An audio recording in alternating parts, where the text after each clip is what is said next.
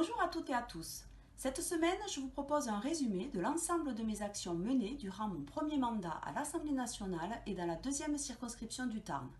Ces actions ont été effectuées pour mieux répondre aux attentes des citoyennes et des citoyens, et plus particulièrement bien sûr aux Tarnaises et aux Tarnais. Je reste mobilisée, engagée, au travail et à l'écoute pour les 4 prochaines années de mon mandat de députée.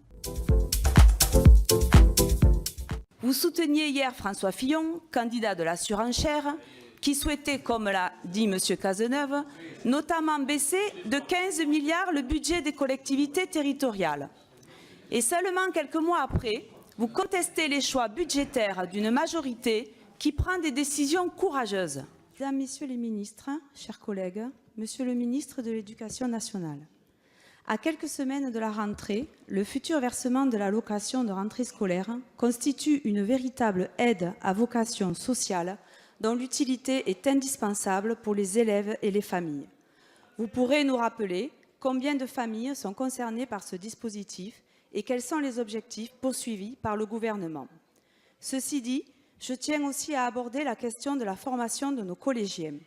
Force est de constater que le taux de réorientation chez les jeunes dans les 2 années après le baccalauréat général est en nette augmentation depuis 4 ans.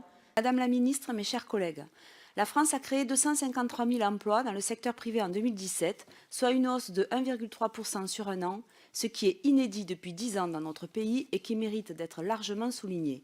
Nous nous réjouissons donc de cette dynamique positive, sans pour autant sous-estimer ce qu'il nous reste à accomplir. Alors la suppression de la réserve parlementaire n'est plus un débat à avoir, mais une nécessité, une réalité, au-delà même d'une promesse électorale que je suis fière de porter aujourd'hui. Et en même temps, nous ne devons en aucun cas nous contenter de cette situation. Le travail ne s'arrête pas là, car il doit être à la hauteur des exigences des Françaises et des Français.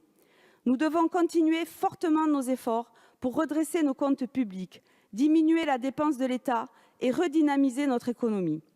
Qu'il s'agisse des citoyens, des entrepreneurs, des salariés, des industriels, des créateurs de start-up, ils attendent tous de nous que nous agissions en leur faveur afin qu'ils puissent concrétiser leurs projets et développer leur activité professionnelle.